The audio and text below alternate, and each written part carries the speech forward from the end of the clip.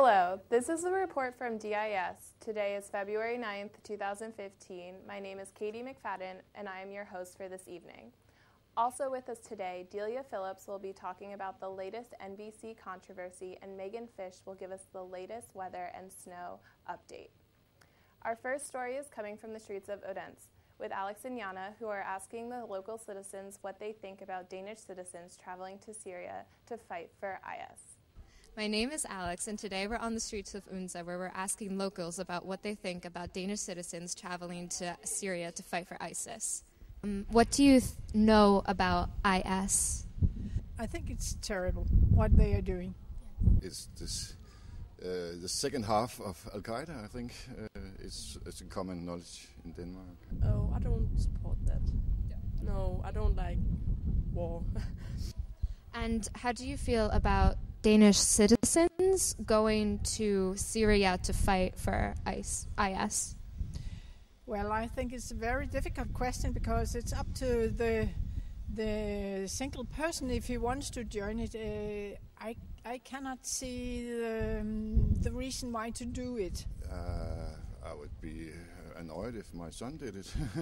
What if people from Denmark, when they went over to fight in Syria with IS, what if they wanted to come back to Denmark? Should they get citizenship still, or should they not have citizenship? They should not. No, I have a son, and either way I were in the world, I was always hoped for that he would come home again. Of course, I would do as I don't think any Muslims are any otherwise than we are here in Denmark, of course. So you do think that they should be allowed to come back? They should not be allowed to make bad things abroad, of course.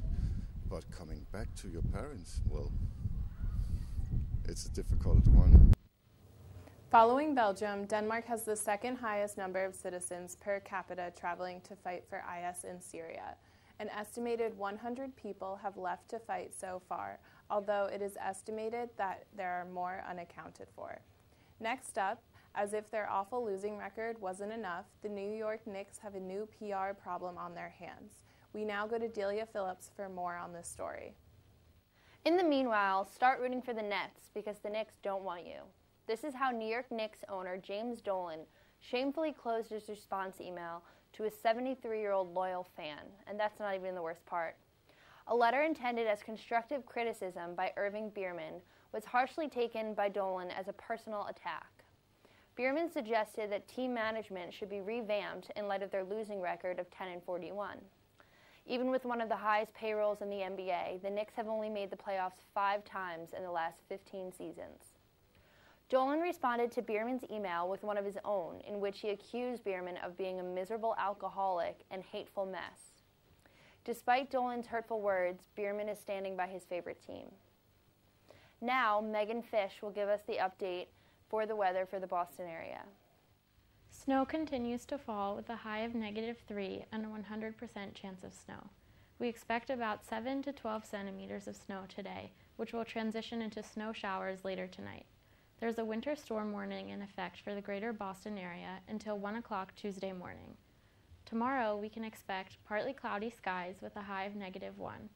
Wednesday, we'll see cloudy skies with a high of -5 and a small chance of snow. On Thursday, we can expect a high of -3. There's an 80% chance of precipitation and expected snow accumulation of about 5 to 10 centimeters by morning.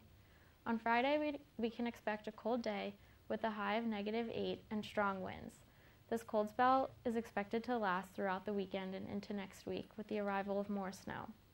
Speaking of snow, when Winter Storm Juno hit the Northeast at the end of January, some Boston residents ignored warnings to stay indoors. Thousands of residents took part in the Boston Blizzard Challenge that requires participants to jump into piles of snow while only wearing a swimsuit, risking frostbite and hypothermia. Participants shared their photos and videos on social media using the hashtag #BostonBlizzardChallenge. Next, we have Zoe Stoner, New York restaurant critic, speaking with us today about the newly opened Polo Bar by Ralph Lauren. She'll be providing Jenna Bloomer with the inside scoop on this buzz-generating restaurant. Hi Zoe, thank you so much for joining us today. Thanks for having me. I'm really excited to be speaking with you about the Polo Bar by Ralph Lauren. The casually refined New York establishment has been on everybody's radars recently, and I would love to hear your thoughts on when you first entered the restaurant. Well, the location is great. It's right in the heart of New York City. The food is absolutely amazing. It's all of Ralph's favorite classic food, so that really adds the sort of charm of the place. All the products are all seasonal, so it's fresh and good quality. Mm-hmm. But honestly, while the food was great, the decor and the atmosphere that you really sort of immersed yourself in was quite impeccable. Can you tell me a little bit more about this decor? Yes. Well, when you walk in, you sort of see this whole beautiful equestrian style and taste, and it really sort of makes you sort of belong into that context, which for me, I've never been to a polo match, and I think that was one of the goals that Ralph had for this restaurant, was to give their customer that kind of experience. That sounds great. Is there anything that surprised you about the Polo Bar? Well, what surprised me at first was definitely the effort and the energy you had to make to get a reservation. Many people are waiting and trying to get that reservation, and honestly, it's definitely takes lots of time. But it's interesting because Ralph's main mission was to get the customer in for those who were not at polo matches or had any kind of experience with that, to sort of be immersed in that kind of environment, and that really limits one's audience if the reservation is so strict. Right. So can we assume, because it's so hard for the average New Yorker to even get a reservation, that the restaurant's really expensive? Well, the interior definitely has that elite taste, but honestly, the food is very affordable. It ranges from $10 to $50 depending on what you order, and honestly, the food really matches the price. So I was definitely happy with the food and how much I had to pay for it. Understood. So for those of you who are able to get a reservation, the Polo Bar is located next to the Ralph Lauren flagship store on East 55th Street.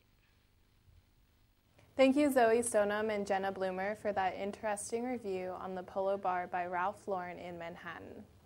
Now, something that hits a little more close to home here in Denmark is that the largest Lego art exhibit has been brought to Philadelphia's Franklin Institute. It opened February 7th and is titled The Art of the Brick, built by contemporary artist Nathan Sawaya. The art exhibit features these small building blocks and renditions of paintings originally from artists such as Leonardo da Vinci and Vincent van Gogh. Other installments include familiar monuments such as the Liberty Bell, iconic characters like Darth Vader, and other pieces inspired by the human figure. The exhibit will be running through September 7th of this year. Now for a glimpse into McDonald's fun new offering. What if you could get your food for free by simply giving a hug, dancing, or taking a selfie? Would you do it? Many McDonald's customers are. McDonald's recently launched a new promotion that allows some customers to pay in lovin'. They are now accepting acts of love as a form of payment during pre-selected times at restaurants throughout the U.S. For instance, one woman complimented the man before her on his earrings. Whatever the task, McDonald's customers are willing to show a little love for some free food.